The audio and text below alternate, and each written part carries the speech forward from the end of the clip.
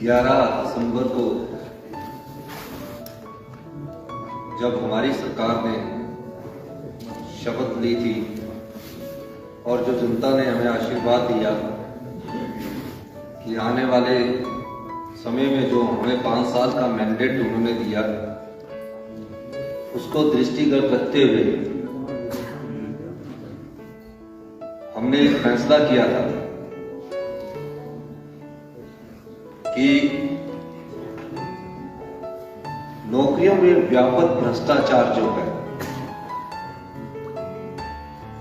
उस संदर्भ में कड़ाई से निपटा जाए। मैंने 12 दिसंबर को एक बैठक बुलाई थी और कुछ पुलिस के अधिकारियों को व्यक्तिगत तौर पर दिशा निर्देश दिए थे कि जो भी एग्जामिनेशन आने वाले समय में हो, ये जो नौकरियों से संबंधित घोटाले हैं, इसमें जो भी गिरोह सम्मिलित होगा, जो भी एग्जामिनेशन होने वाले होंगे उसमें ज्यादा सक्रिय होगा। हमारी सरकार ने जाल बिछाया, आईजी के नेतृत्व में एक कमेटी बनी और उस जाल के संदर्भ में 12-13 तारीख के बाद सब प्रकार से वर्बल ऑर्डर दिए गए थे कि सारी जानकारियां प्राप्त की जाए, क्योंकि हमारी सरकार ने यह कहा था कि हम सत्ता के लिए नहीं, व्यवस्था परिवर्तन के लिए आ रहे हैं। हमारी सरकार ने कहा था कि हम गुड गवर्नमेंट के लिए, गुड गवर्नेंस चाहते हैं, अच्छे शासन के लिए, अच्छे प्रशासन के लिए। हमारी सरकार ने हिमाचल के युवाओं को विश्वास दिलाया था कि जितने भी घोटाले नौकरियों से संबंधित हुए हैं, हम जनता की अदालत में उसको लाएंगे। इसी दृष्टिकोण से 25 दिसंबर को JOIT का पेपर होना था। उस संदर्भ में जिन पर हमारे पुलिस विभाग ने नजर रखी हुई थी, हमें एक सुराग मिला और उस सुराग के आधार पर हम धीरे धीरे आगे बढ़े और जब हमारे पास पुख्ता सबूत हो गए, उसके आधार पर हमने अगली कार्रवाई की। उस घटना की मैं आपको ये जानकारी देना चाहूंगा। पुलिस स्टेशन राज्य सतर्कता एवं भ्रष्टाचार निरोधक ब्यूरो हमीरपुर में दिनांक 23/12/2022 को श्री अभिलाष कुमार पुत्र श्री मदन लाल गांव एवं डाकघर टीहरा, तहसील सुजानपुर, जिला हमीरपुर द्वारा PC एक्ट की धारा 7 और भारतीय दंड संहिता की धारा 420/120B के अंतर्गत एक FIR संख्या 4/22 दर्ज करवाई गई। उन्होंने अपनी शिकायत में बताया कि श्री संजीव कुमार ने उन्हें आश्वस्त किया है कि वह 2.5 लाख में आगामी JOA का प्रश्न पत्र उपलब्ध करवाएगा। शिकायतकर्ता ने यह भी बताया कि दलाल संजय संजीव ने उसे विश्वास में लेते हुए बताया है कि उसने स्वयं भी 185 में से 170 अंक प्राप्त कर 185 से 170 अंक प्राप्त कर JOIT 2021 की परीक्षा उत्तीर्ण की है। यह सूचना मिलने पर पुलिस दल ने हिमाचल प्रदेश अधीनस्थ कर्मचारी चयन आयोग हमीरपुर की वरिष्ठ सहायिका श्रीमती उमा आजाद के घर पर छापामारी की,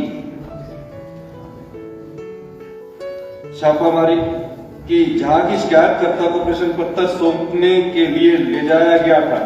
छापामारी के दौरान वहां से प्रश्न पत्र बरामद किए गए और 6 आरोपियों को उनके घरों में गिरफ्तार किया गया।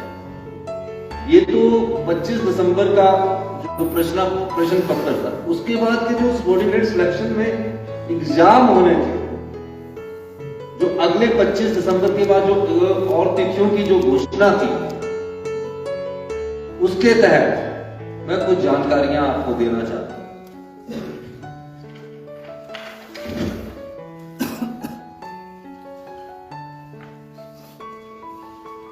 क्योंकि पैसे का आपको पता लग गया, प्रश्न पत्रों के 3 सेट, जूनियर ऑडिटर, इसकी अभी तिथि एग्जाम की घोषित नहीं हुई थी।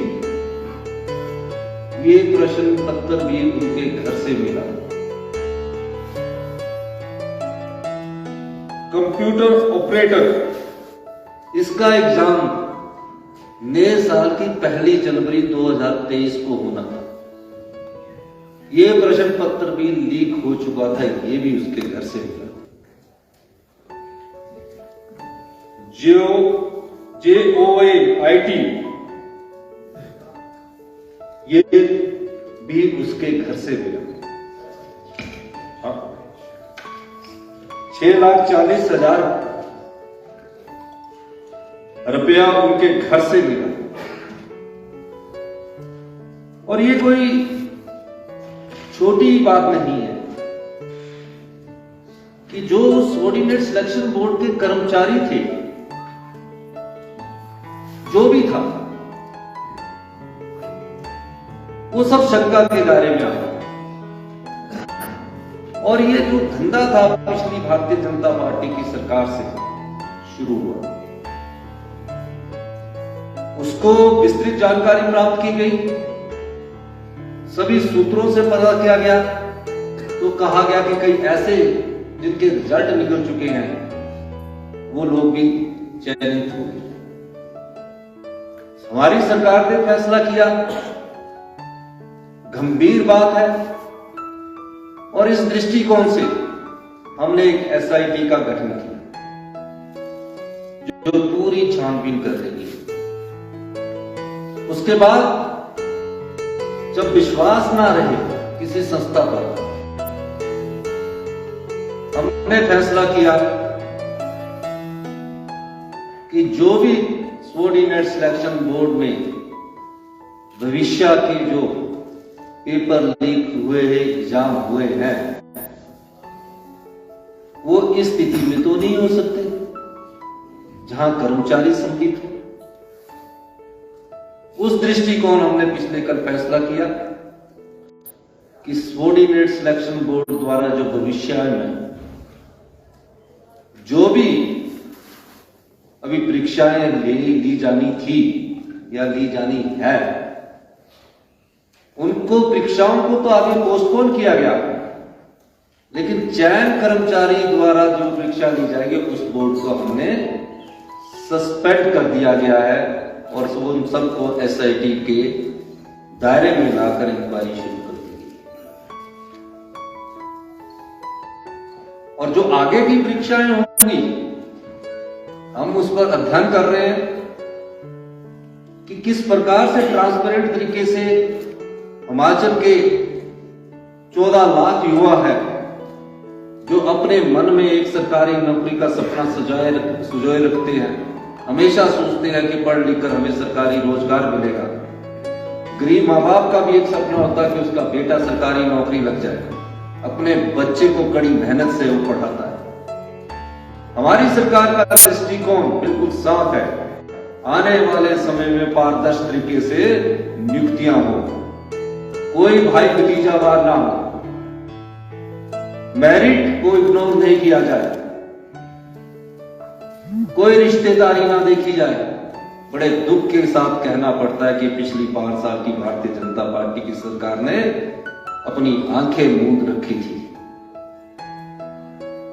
अयोग्य उम्मीदवार चुने जा रहे थे, पेपर खरीदे जा रहे थे, और भारतीय जनता पार्टी की पिछली सरकार के कान पर जूं नहीं लग रही थी। उदाहरण एक सामने आया, पुलिस भर्ती पेपर हुआ, मामला पता लगा कि पुलिस भर्ती पेपर लीक हो चुका है। उससे पहले भी एक मामला सामने आया, विधानसभा के पटल पर हमारे सदस्यों ने आवाज उठाई कि पेपर लीक हो चुका है, लेकिन भारतीय जनता पार्टी ने अगर आंखें मूंद ली है उस सरकार ने, तो ये हिमाचल की जनता के साथ भारतीय जनता पार्टी की सरकार ने हिमाचल के लाखों युवाओं के साथ बहुत बड़ा धोखा किया। इस धोखे का जवाब भारतीय जनता पार्टी को देना पड़ेगा। 14 लाख युवा जो सरकार से आशा लगाए बैठे थे, उस आशा के अनुरूप उन्होंने कार्य नहीं किया है।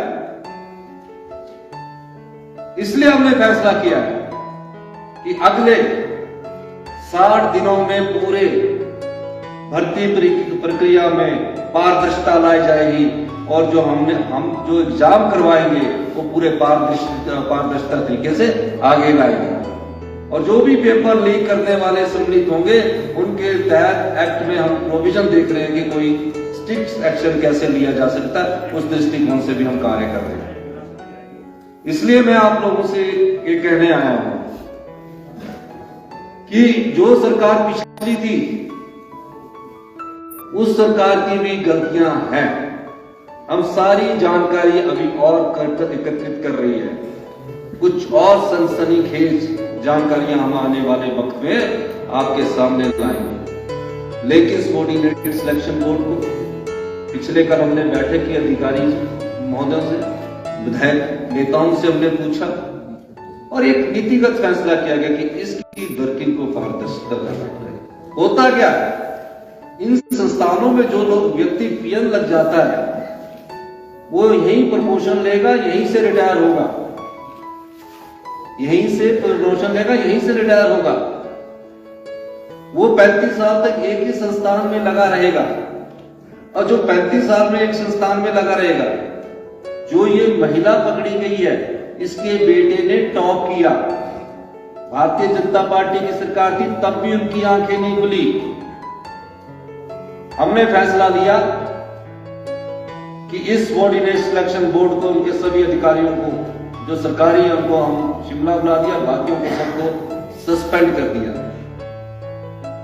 और हम आगे ये फैसला कर रहे हैं कि अगली जो चयन प्रक्रिया है उसमें पारदर्शिता लाई जाएगी और 60 दिन के अंदर जो इंटरव्यू कैंसिल हुए हैं उनको द्वारा से किस एजेंसी के द्वारा शुरू किया जाएगा उसका फैसला आने वाले वक्त में आपको बता दिया जाएगा। जिन भी युवा साथियों ने हिमाचल प्रदेश में रिटन एग्जामिनेशन पास कर चुके हैं, मेहनत करके रिटन एग्जामिनेशन पास कर चुके हैं, हम वो भी देखेंगे कि कहीं वहां भी कोई पेपर लीक की वारदात तो नहीं हुई है। अगर पेपर लीक की कोई वारदात नहीं होगी तो उनके डॉक्यूमेंटेशन वाला जो इंटरव्यू है उसको भी हम आगे बढ़ाएंगे। और आने वाले समय में हम हिमाचल के युवाओं को यह विश्वास देना चाहते हैं कि हम पूरी तरह से एक पारदर्शी, नैतिक से भरपूर ट्रांसपेरेंट सिस्टम लाएंगे और अगली भर्तियां भी हम जल्दी ही शुरू करेंगे। जितने भी सरकारी रोजगार है उनको रोजगार के अवसर उपलब्ध करवाएंगे। आप लोगों ने मेरी बात सुनी, कोई सवाल पूछना चाहता है? आपका बहुत बहुत धन्यवाद। अभी जहां की शिकायत आई है उस पर कार्रवाई की। माइक उपलब्ध करवा दिए प्लीज। मुख्यमंत्री महोदय, आपका जो ये फैसला है ये काफी सराहनीय बताया जा रहा है और लोग भी इसकी बहुत तारीफ कर रहे हैं। लेकिन कल एक कॉन्फ्रेंस हुई, उसमें आपके एक नेता ने ये ध्यान दिया, जब उनसे पूछा गया कि भ्रष्टाचार के मामले में जो जांच की, जो आपने जनता के सामने प्रस्तुत की थी, उस पर क्या आप कर रहे हैं? तो उनका जवाब बड़ा हैरान कर देने वाला था। वो कहते थे कि अभी इस मामले में हमारी क्वालिटी नहीं। भ्रष्टाचार के जो भी मामले आएंगे, Congress party zero tolerance against corruption है, सब पर कार्रवाई की जाए। सर, ये जो आपने खासकर 60 दिन की बात कही, थोड़ा सा इसको क्वालिफाई कर रहे हैं, क्योंकि जो बच्चे एग्जाम दे चुके हैं वो थोड़े से परेशान जरूर हैं कि हमारा रिजल्ट पता नहीं कब आएगा। 60 डेज के अंदर आप इसको रिजल्ट आएगा उनका, या फिर 60 डेज लेंगे पूरी जांच करेंगे? जो बच्चे एग्जाम दे चुके हैं उनका परीक्षा परिणाम तो डॉक्यूमेंटेशंस पर है। किस प्रकार संस्था सबॉर्डिनेट सिलेक्शन बोर्ड लेगा, किस तरीके से लेगा, या पब्लिक सर्विस कमीशन लेगा, वो मॉडलिटीज तय की जा रही है।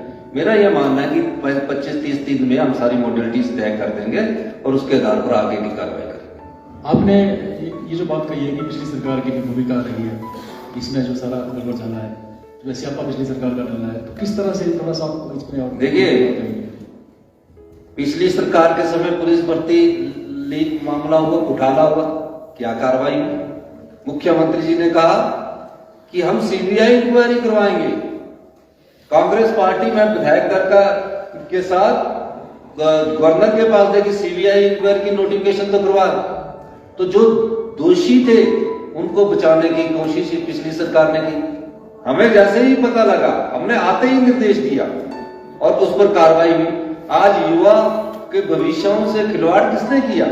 अगर पीछे ही ये काम रोक देते तो आने वाले समय में इस प्रकार के घोटाले ना होते।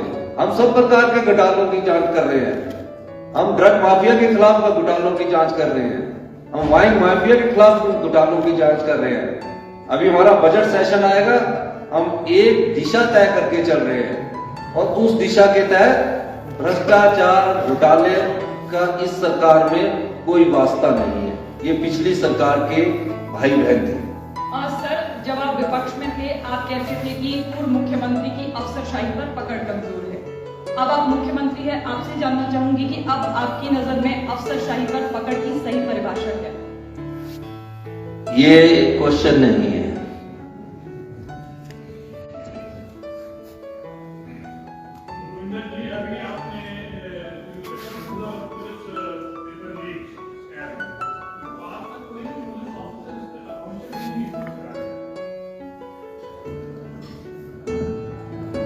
जैसे आप कह रहे हैं कि उसमें काफी लोग इन्वॉल्वमेंट थी या पहले सरकार की भी संलिप्तता थी इसमें, पर पुलिस ऑफिसर्स के ऊपर आज तक कोई कार्रवाई क्यों नहीं हुई?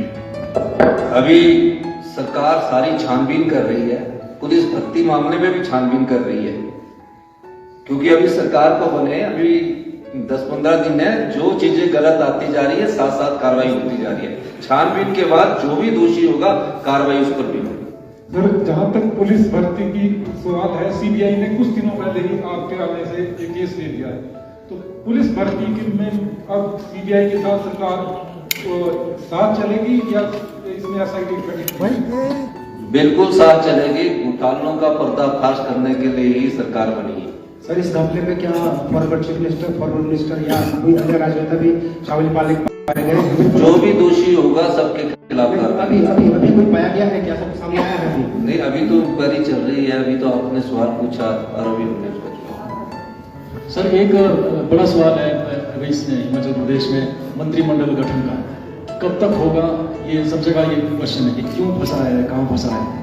दूसरा सर, ये ओपीएस को लागू करने पर भी विपक्ष बार बार ये इशू उठा रहा है कि 10 दिन में लागू नहीं किया, तो इस पर भी स्थिति स्पष्ट हो जाती है। देखिए, अभी आज हमने हिमाचल के युवाओं के भविष्य से जो खिलवाड़ हो रहा था उसके संदर्भ में प्रेस कॉन्फ्रेंस की है। जो आपके सवाल है, तो आप एक इस बात पूछ लोगे तो आपसे मिलने का मौका कहाँ मिलेगा? सर, आज नेशनल वाइड मॉकड्रिल है कोरोना को लेके, तो हिमाचल में की हेल्थ सिचुएशन की स्थिति है कि वहाँ कोरोना वैक्सीन नहीं है, कोविशील्ड जो भी है, तो सरकार इसके बारे में कुछ सोच रही है? नहीं, जहाँ भी ऐसी बात है आपने ध्यान में लाया तो बिल्कुल गंभीरता से सोचा जाए। बहुत बहुत धन्यवाद। धन्यवाद।